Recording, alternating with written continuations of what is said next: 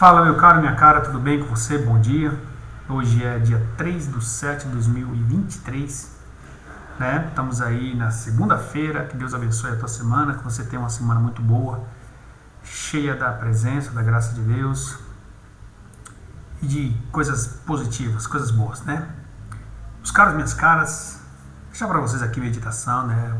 O Evangelho de Mateus, no seu capítulo 5 e no seu verso 6, em que ele fala, né, bem-aventurados que têm fome e sede de justiça, correto? Deixa eu ver, bem-aventurados que têm fome e sede de justiça, porque eles serão fartos, né? Então é isso, irmãos. Nós nesse mundo caído, perverso, pecaminoso, nesse mundo cheio de tantas e tantas injustiças, né? Já disse o profeta, mais foram os meus dias maus do que meus dias bons sobre a terra, o profeta Jeremias. A gente, em Deus, a gente encontra amparo, a gente encontra conforto, porque a própria palavra diz que nem só de pão viverá o homem, né? E nós devemos andar nessa fé, nessa segurança de que temos um Deus e que Ele supre todas as nossas necessidades. Ao contrário do que alguns aí querem pregar, inclusive em púlpitos de igreja, de que Jesus não é suficiente, mandando muitos aí irem para divãs de psicólogos e etc e tal, eu penso absolutamente o contrário. Jesus é suficiente para a vida do homem. Suficiente. Quando você tem Ele, você não precisa de um comprimidozinho para dormir, você não precisa de um comprimidozinho para controlar a tua ansiedade. Ele mesmo disse, vinde a mim todos vós que estão cansados e oprimidos, e eu vos aliviarei. Tomai sobre vós o meu jugo e aprendei de mim, que sou manso e humilde de coração. Ele mesmo fala, vinde a mim, está cansado, está fadigado, a vida está pesada, vem a mim, porque eu sou o remédio, eu sou a tua cura, né? Como ele disse para a mulher samaritana, no dia que tu beberes da minha água, nunca mais tornarás a ter sede. E é isso, por isso que eu digo para você, Jesus é altamente suficiente. O crente amparado nas Escrituras, ele não precisa de conselhos, muito mais de conselho de ímpio algum, de um divã, de um ímpio ali que se formou e não sei o que acha que é o sabichão da vida. Você vai ver a vida do cara é toda desmantelada. Já está no 4º, 5º casamento, os filhos tudo desmantelado, nunca teve filho, quer dar opinião sobre filhos. É isso, não tem conhecimento nenhum sobre a vida. E acham que tem que ficar falando para os outros, para aquele ali ou para aquele acolá, o que devem fazer. Muito pelo contrário. Geralmente você sai de lá com uma receitazinha para passar na farmáciazinha, comprar um negocinho que vai te viciar pro resto da vida. E você nunca mais vai viver sem aquela tarjinha preta para controlar as tuas emoções. Jesus não te dá a tarja preta. Ele te dá o bálsamo, ele te dá o descanso, ele te dá a alegria de viver. Mesmo sabendo que a vida é pesada, é dura, mas ele te dá essa segurança e não tem nada mais gostoso, não tem nada mais confortante do que se apegar a isso, do que saber que temos um Deus que zela por nós, que cuida de nós, e de que a gente não precisa de conselho dos ímpios do mundo, né? Como diz o próprio Salmo 1, bem-aventurado, aquele que não anda segundo o conselho dos ímpios, nem se retém na roda dos escarnecedores, antes tem o seu prazer na lei do Senhor, e na sua lei medita de dia e de noite. Isso é o que diz a palavra. Então, tem alguns aí que estão dizendo que Jesus não é suficiente, alguns pastores, né, moderninhos e etc e tal, que Jesus não é suficiente. Como não? Como ele não é suficiente? O salmista Davi, quando estava ali, em momentos de apuro, orando para que Deus salvasse seu filho, prestes a morrer, orando, em sacos de cinza, e o filho de Davi veio morrer. E o que Davi fez? Entrou em uma depressão, tentou colocar uma corda no pescoço para se matar, a vida acabou a partir daquele momento? Não, senhor. Davi imediatamente se levantou quando soube da morte do seu filho, teve o seu luto e foi fazer, sabe o quê? Foi consolar a sua mulher. Foi consolar, foi fortalecê-la. Foi dizer, olha, isso acontece. Talvez isso tenha sido em decorrência do nosso pecado, do nosso erro. E, posteriormente, Davi teve um outro filho que se chamou Salomão e foi um dos maiores reis da história de Israel. Então, Jesus é suficiente. O Criador é suficiente para nossas vidas. E não há divã no mundo que substitua isso. Eles querem que você sinta a necessidade de um divãzinho. Mas Jesus é suficiente. Para concluir, meus irmãos, eu quero dizer para vocês aqui quanto que o sistema ele é duro, ele é pesado, e é por isso que nós temos que se apegar a Deus. Né? Veja bem, vou ser muito rápido. Né? Eu estou cansado da questão da política, porque é um nojo. Né? Como disse, se eu não estou enganado, Stalin, né?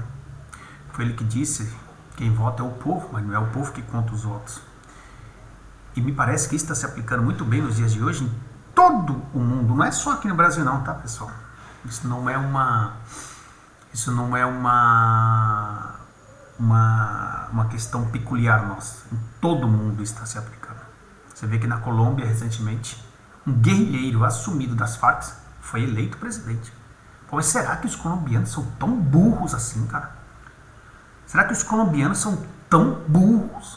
O cara assumido, um guerrilheiro, um ex-guerrilheiro das Farc, que não faz tanto tempo que esse grupo está aí, tomando conta dos noticiários do mundo. Aí o colombiano vai lá e vota em um ex-guerrilheiro das Farc, que ele ganha por uma diferença mínima de voto. Né? Tem sido assim no Chile, tem sido assim... na Venezuela nem eleições tem, né? Cuba não tem eleições. Agora na Nicarágua, por sinal, o Brasil agora voltou com relações muito boas com Nicarágua, com Cuba, com Venezuela, só país top, só país de primeira linha. Países em que o povo, IDH maravilhoso. E o Brasil agora sim voltou, olha que coisa linda, agora sim o Brasil é um país de representação internacional, com grandíssimos aliados ao seu lado, Nicarágua, Venezuela, Colômbia, Argentina, olha só país de primeira linha, né? Então eu quero dizer para vocês, meus irmãos, o quanto que o sistema ele é tenebroso. Nós temos aí hoje deputado federal com suas credenciais limpinhas, que foi pego com suas cuequinhas cheias de dinheiro. Limpinhas, as credenciais limpinhas para a política.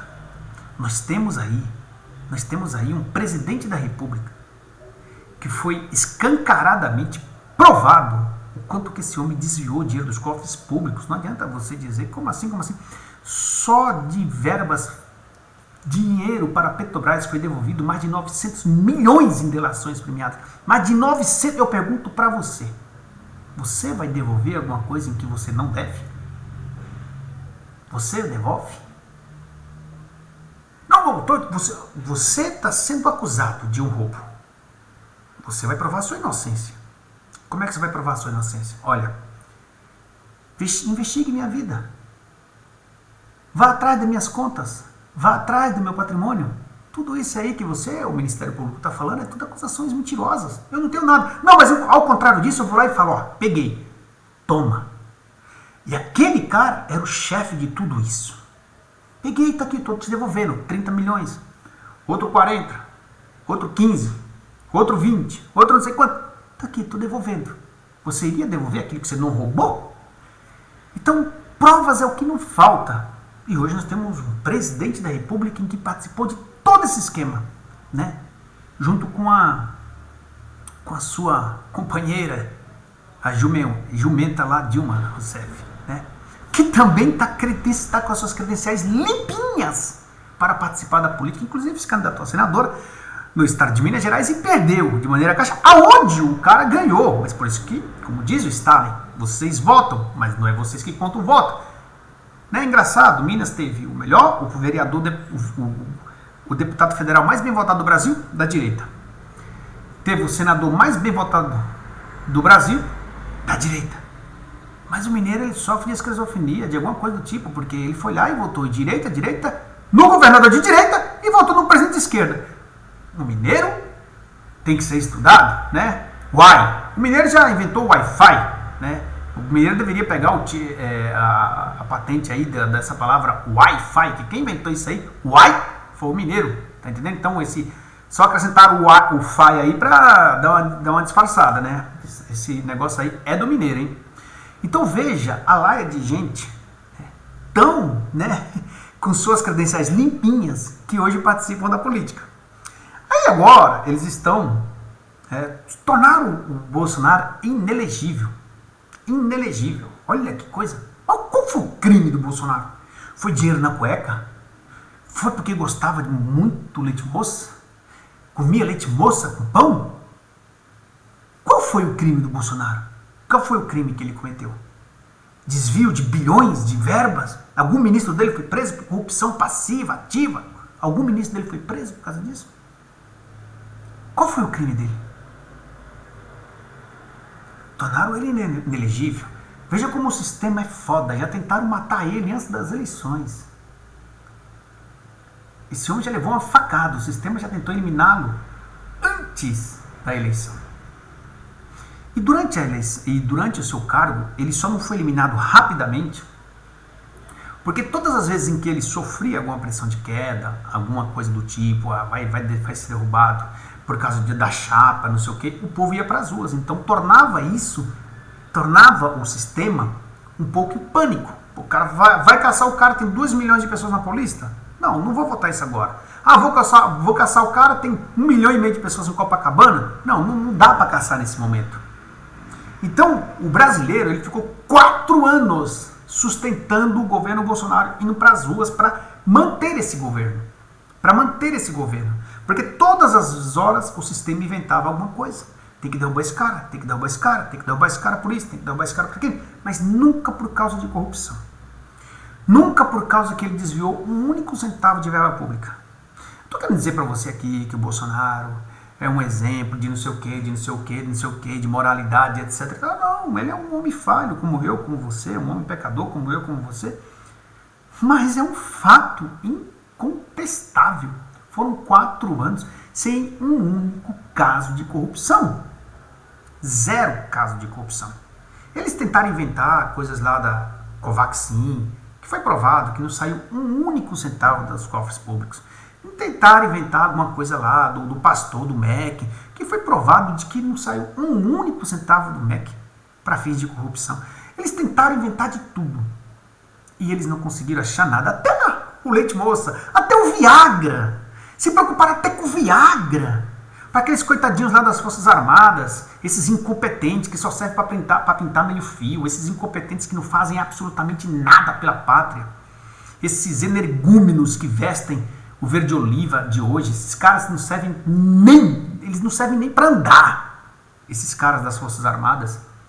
Então, tentaram acusar de tudo. Aliás, as Forças Armadas que traiu fortemente, o único cara que a defendeu após 30 anos, ela sendo pisada, massacrada, humilhada pela esquerda. Humilhada! Aí entrou o único cara que a defendeu por 4 anos como nenhum outro, e ela apunhala, não só ele pelas costas, como apunhala toda a nação pelas costas.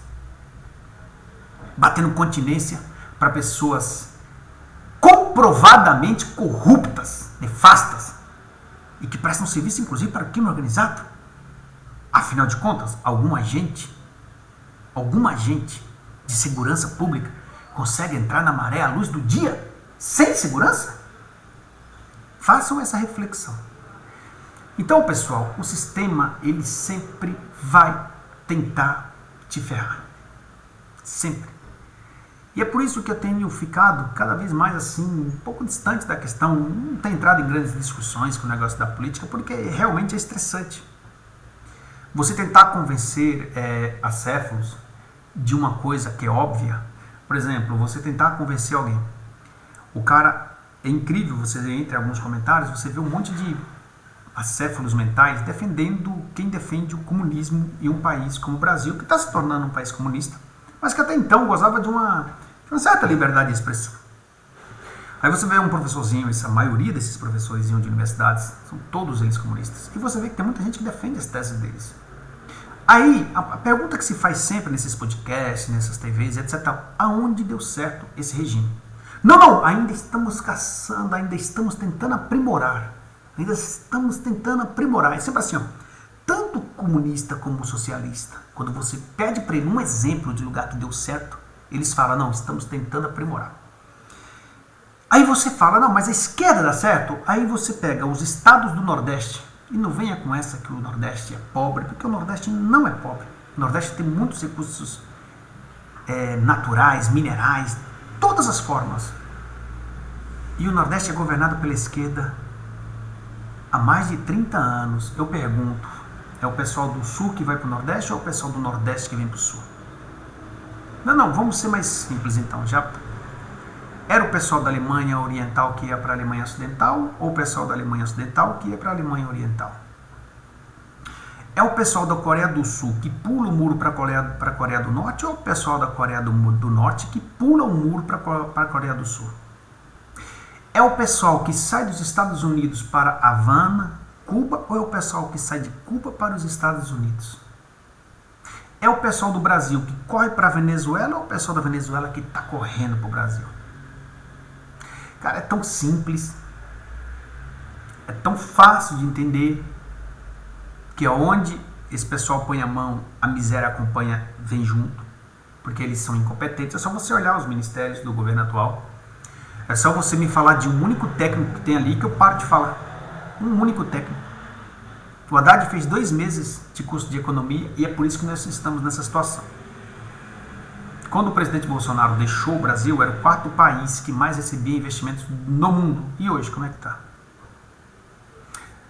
Viu uma notícia recentemente em que a Ucrânia iria investir mais de 50 bilhões de dólares no Brasil por causa de uma única fala do presidente atual, a Ucrânia suspendeu as negociações. O cara que todo dia agora está falando mal dos Estados Unidos. Ah, os Estados Unidos é um exemplo. Os Estados Unidos é o que há de melhor? Não, os Estados Unidos lutam pelos seus interesses. Os americanos lutam pelos seus, como nós temos que lutar pelos nossos interesses. Mas você lembra daquela frase que sua mamãe sempre falou para você? Filho, cuidado com quem tu anda, hein? Me diga com quem tu andas que eu digo quem tu és. Me diga com quem tu andas que eu te digo quem tu és. Certo? Qual o exemplo de um país que anda ao lado da China, que é uma potência no mundo? Um só. Não, a China é o nosso maior parceiro comercial. Sim, me fala um único país que tem a China como seu melhor parceiro comercial, que é uma potência no mundo. Um único. Agora, estranhamente, todos os países que se tornaram amiguinhos dos Estados Unidos, amiguinhos, né? Coleguinhas dos Estados Unidos, eu não sei por que eles se tornam potências. A Europa mesmo é uma porcaria. Mas como a Europa e os Estados Unidos têm acordos, né? Ela vive aí com esse seu glamour todo, com a França, com a Inglaterra, com a Alemanha, que sempre foram aliados dos Estados Unidos. Os Estados Unidos sempre protegeu muito a Europa, né? E a Coreia do Sul? Aliados dos Estados Unidos. E Taiwan? Aliados dos Estados Unidos. Singapura? Idem. Por que vários países do Emirados Árabes, que hoje são potências, se aliaram aos Estados Unidos? E aqueles que não são aliados dos Estados Unidos vivem em crises econômicas intermináveis, como é o próprio caso do Irã. Simples pensar. Estou dizendo para você que os Estados Unidos é mil maravilhas. Não, não existe países amigos. Existem interesses comerciais. Tem muitas coisas que acontecem no Brasil, inclusive, que eu tenho certeza que tem influência dos Estados Unidos. Para mal, na maioria dos casos, para mal. Agora, veja que nós somos governados há décadas por uma esquerda em que sempre odiou os Estados Unidos. Então, para os Estados Unidos é interessante manter um país desse como uma potência, sabendo que a qualquer momento você pode ter um cara como o presidente atual aí, e ele pode se tornar uma ameaça para você aqui nesse pedacinho de canto aqui. Estamos um pouquinho abaixo deles aqui. E nós temos tudo para ser uma potência gigantesca. Nós temos o que eles não têm em várias coisas. Em várias coisas. O Brasil não explora nem 25% do seu solo para a agricultura. Imagina se o Brasil explorasse 50%, acabava com a Europa inteira. Então, tanto é que eles têm até uma revista bem famosa que diz, né, fazendas para nós e floresta para eles. Mas uma coisa eu digo para vocês, quem se torna inimigo deles, estou falando até hoje, tá? Pode ser que isso mude. Os impérios caem, os impérios se destroem, a história diz isso. Mas eu estou falando até hoje, quem se torna inimigo deles, se torna algo como a Venezuela, se torna algo como Cuba, se torna algo como a China. Você acha que a China é mil maravilhas? Você não vê ninguém saindo do Brasil para ir morar na China. Mas engraçado, né? Essa superpotência chamada China, que todo mundo fica elogiando, todo comunista fica elogiando. Essa superpotência chamada China. Engraçado que tem chinês pra cacete no Brasil, né? Tem chinês pra cacete. Eu nunca vi um amigo meu falando, eu vou tentar ganhar minha vida na China. Nunca vi. Mas eu nunca vi. Tenho amigos na Europa, tenho amigos nos Estados Unidos, tenho amigos na Nova Zelândia, tenho amigos na Oceania, mas na China não tenho nenhum. É engraçado isso, né? É como a nossa mamãe falava, me diga quem tu andas, que eu digo quem tu és. Se você é amigo de Cuba, você será como Cuba. Se você é amigo da Venezuela, você será como a Venezuela. Se você é amigo de países desenvolvidos, você tem tudo para ser um país desenvolvido. Você tem tudo para ser um país forte economicamente. E é isso, meus irmãos. O sistema, ele é terrível. Nós estamos passando por momentos caóticos, momentos tristes. Parece uma piada. Alguns falam que é um pesadelo, outros falam que é uma piada. É uma mistura dos dois, na verdade. É uma mistura dos dois. Nesse caso, parece uma decepção muito grande o que a gente vê. É uma coisa assim, é nojenta. Entendendo? Recentemente ela agora falou que sente orgulho de ser comunista. Sente orgulho de ser comunista. É um dos regimes mais sanguinários do mundo, um regime que proíbe a religião. Um regime que odeia a religião. Me fala onde que a religião é livre em um país comunista. Me fala qual país comunista em que a religião é livre. Um só. Ele falou, tem orgulho de ser comunista. Ele também blasfemou contra a família agora recentemente. É só vocês procurarem aí no YouTube. Falou isso abertamente. E pior que teve crente que votou nesse cara, hein? Teve muito crente que votou nesse cara. E às vezes é por isso que eu acho que nós vamos passar por um período de vacas magras assim, tremenda. Tremenda. Porque Deus usa pessoas más, pessoas ruins como essa, para trazer castigo, para trazer arrependimento. E eu já estou vendo muitos arrependidos. Talvez seja tarde demais. Porque eu vou terminar dizendo, se eu não estou enganado, foi Stalin que disse isso. O povo vota, mas não é o povo que conta. Lembre-se do que aconteceu em Minas. Votaram no senador de direita. Votaram no deputado federal mais bem votado do Brasil de direita. Votaram no governador de direita. Mas na hora de votar para presidente, o mineiro doido que ele é, o criador do Wi-Fi, ele foi lá e votou no presidente de esquerda. Esse é o sistema. Deus abençoe você, Deus abençoe a sua casa. E até a próxima, querendo Deus. Não se esqueça, compartilhe, curta, se inscreva no canal e comente aí.